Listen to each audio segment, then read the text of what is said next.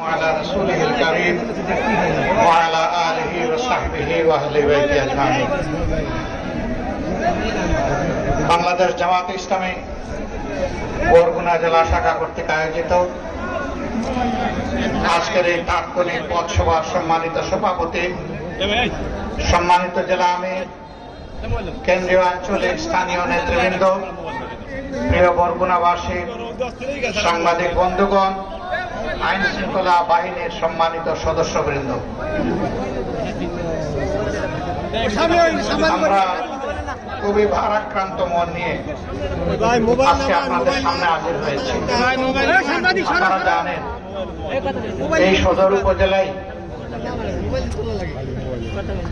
সদর উপজেলায় গত বুধবার একটা মর্মান্তিক ঘটনা ঘটেছিল। একটা অবুঝ শিশু, তার উপরে নির্যাতন করা হয়েছিল। বাবা এই নির্যাতনের প্রতিকার চেয়ে মামলা করেছিলেন। এটি ছিল তার নাগরিক অধিকার,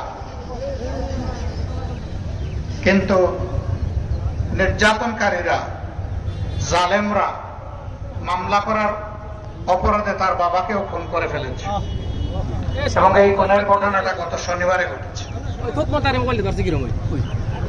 আমরা শনিবারে এরকমই আরেকটি ঘটনায় সমবেদনা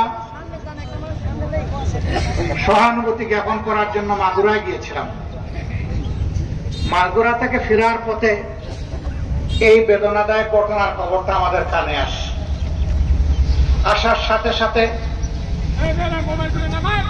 বরিশাল অঞ্চলের নেতা, বাংলাদেশ জামাত ইসলামের কেন্দ্রীয় নির্বাহী পরিষদ সদস্য জনাব অ্যাডভোকেট মুয়াজ্জেম হোসেন হেলালকে বললাম যে বিষয়টির খোঁজ নিন এবং আমাদেরকে একটু অবহিত করুন। তিনি বিস্তারিত খবর নিয়ে বললেন যে ঘটনা বেদনাদায়ক, দুঃখজনক এবং সত্য। আমরা তখনই তাকে বলেছিলাম যে আজকের দিনে ইনশাআল্লাহ আমরা এই মজলুম পরিবারের সাথে দেখা করতে আসব।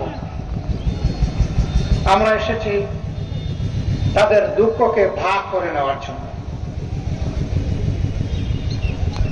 যে ভদ্রলোকটি খুন হয়েছেন তিনি অতি সাধারণ একজন মানুষ। একটা মুরগির দোকানের তিনি কর্মচারী। তার বৃদ্ধা মা আছেন, তার স্ত্রী আছেন, 2.5 মাসের একটি কন্যা সহ 3টে কন্যা সন্তান আছে। কোন ছেলে সন্তান নেই। কার্যত তাকে খুন করার মধ্য দিয়ে এই পরিবারটাকে পুরুষ শূন্য, অভিভাবক শূন্য করে ফেলা হয়েছে। আমরা এই ঘটনার তীব্র নিন্দা জানাই। আমরা শুনে খুশি হয়েছি ইতিমধ্যেই তারা আইন শৃঙ্খলা বাহিনীর হাতে কবজা হয়েছে।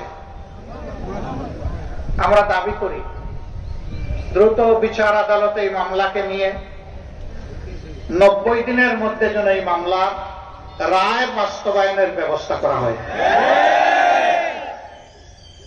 আমরা এই সমস্ত ধর্ষক এবং খুনের সর্বোচ্চ বিচার দাবি করছি, শাস্তি দাবি করছি। এ পরিবারটা এখন চলবে কিভাবে? গরিবের সংসার হলেও তারা সুখে ছিল, তারা কারো কাছে হাত পাতত না। কিন্তু পরিবারের উপার্জন করা একমাত্র ব্যক্তিটি খুন হওয়ার কারণে, নিহত হওয়ার কারণে এই পরিবারের এখন কোনো অবলম্বন নেই। আমরা এই পরিবারকে আশ্বস্ত করে বলেছি আপনারা ভয় পাবেন না, আপনারা সাহস রাখুন। এই লড়াইয়ে আগা থেকে গোড়া পর্যন্ত আপনাদের সাথে আমরাও থাকব। আমরা অভিনন্দন জানাই একটি বন্ধু সংগঠন ইতিমধ্যেই কিছু দায়িত্ব তারা পালন করেছেন। ধন্যবাদ তাদেরকে। এবং তাদের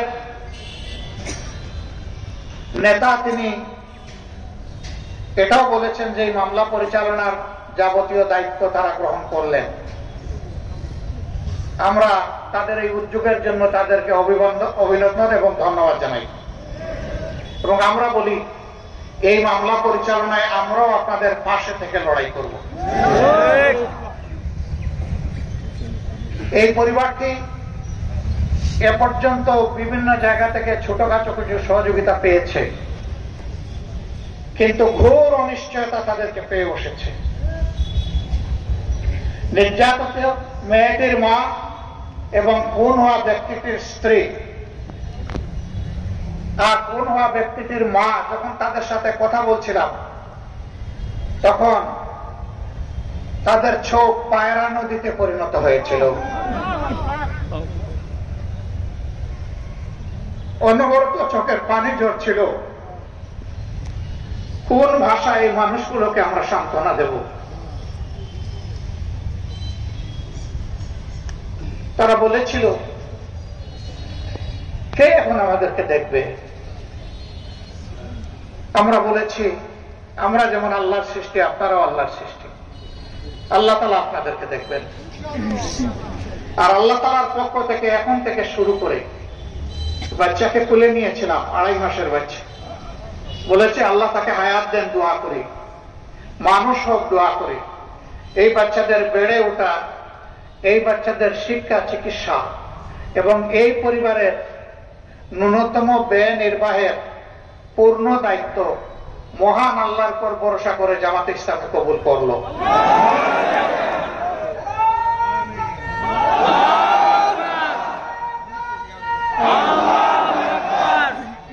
আমরা আল্লাহ তাআলার কাছে তৌফিক চাই, এই অবুঝ শিশুদের বাবা জীবিত থাকা অবস্থায় পরিবারটি যেমন ছিল, তারা যেন আগামীতে এর চাইতে একটু ভালো চলতে পারে।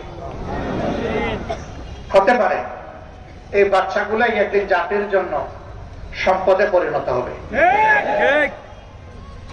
আমাদের কাছে মানবিক ব্যাপারে কোনো দল ধর্মের কোনো ব্যবধান নাই। যেখানেই নির্যাতন, যেখানেই জুলুম, সেখানেই আমরা মজলুমের পক্ষে, জালিমের বিরুদ্ধে। আমাদের লড়াই জালিমের বিরুদ্ধে চলবে ইনশাআল্লাহ। একটি জুলুম বৈষম্যহীন বাংলাদেশ, একটি দুর্নীতি এবং দুঃশাসন মুক্ত বাংলাদেশ, একটি মানবিক বাংলাদেশ আমরা করতে চাই। কিসের ভিত্তিতে? আল্লাহ তাআলার কোরআনের ভিত্তিতে। সমস্ত সৃষ্টির যিনি স্রষ্টা, কোরআন তার দেওয়া বিধান। এই বিধানের চাইতে উত্তম কোন বিধান আর দুনিয়ায় হতে পারে না। আমরা সেই বিধান এই বাংলার জমিনে জীবন্ত দেখতে চাই। ও আল্লাহ, তুমি এই জীবন্ত বিধানকে জীবন্ত করে দাও। এই বিধান কায়েম না হওয়া পর্যন্ত আমরা এইরকম মানবতার পক্ষে বারবার ছুটে আসব, কিন্তু দুঃশাসন এবং দুর্নীতির দুষ্কর্ম বন্ধ হবে না। বন্ধ হওয়ার স্থায়ী বিধান হচ্ছে আল্লাহর কোরআন। এর ভিত্তিতে আমরা একটা মানবিক বাংলাদেশ করতে চাই। আপনারা কি আমাদের সাথে থাকবেন? এই কয়জন থাকলে হবে? সারা বগুড়াবাসীকে সম্পৃক্ত করতে হবে। ঘরে ঘরে আওয়াজ তুলে দিতে হবে যে আগামীতে বাংলাদেশে কোরআনের শাসন চাই। সব দল তাদের নীতি আদর্শের ভিত্তিতে দেশ শাসন করেছে। কোরআন স্বাধীনতার পর 53 বছরে বাংলাদেশের সংবিধান হয়ে দেশ শাসনের সুযোগ পায়নি। আমরা চাই কোরআনের শাসন যারা কায়েম করবেন, আগামীর বাংলাদেশটা আল্লাহ তাআলা তাদের হাতে তুলে দিন।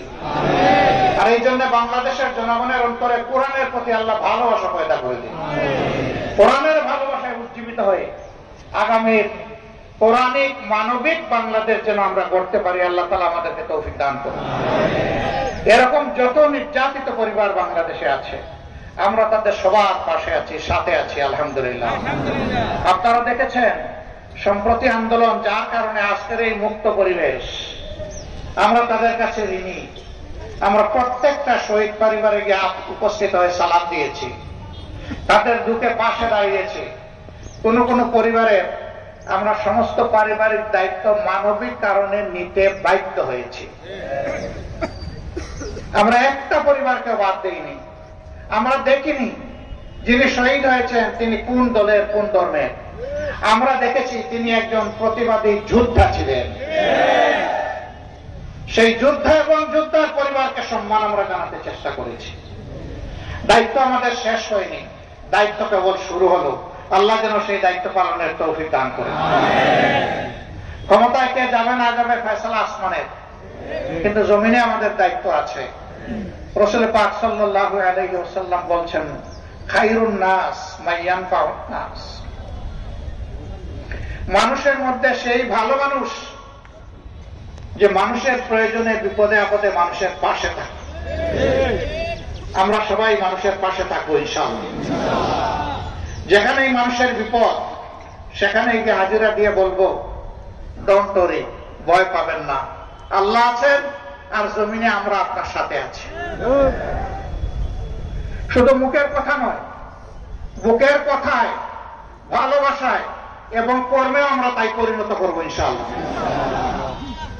মুখে বলো বলো বলিয়া উড়াইলাম আর কার্যত কিছুই হলো না, এটি হচ্ছে জাতির সাথে ধোঁকাবাজি। আমরা এই ধোঁকাবাজিকে ঘৃণা করি। আমরা যা করবো না তা বলবো না, যা বলবো তা জীবন দিয়ে হলেও বাস্তবায়ন করবো ইনশাআল্লাহ। সেই মানবিক বাংলাদেশ গড়ার ক্ষেত্রে আসুন বরগুনার ঘুরে ঘরে ঘরে আমরা ছড়িয়ে পড়ি আর মানুষকে বলি, আসো আল্লাহর দিকে, আসো কোরআনের দিকে, আসো মানবিক বাংলাদেশ গড়ার দিকে। আপনারা যারা এসেছেন সবাইকে আমার এবং প্রিয় সংগঠনের পক্ষ থেকে গভীর কৃতজ্ঞতা, আন্তরিক মোবারকবাদ জানিয়ে এবং বিশেষভাবে এই মজলুম পরিবারটির পাশে মজবুত ভাবে দাঁড়ানোর আহ্বান জানিয়ে আমার বক্তব্য এখানেই শেষ করছি। আল্লাহ হাফেজ। বাংলাদেশ জিন্দাবাদ, বাংলাদেশ জামাতে ইসলামী জিন্দাবাদ। আসসালামু আলাইকুম।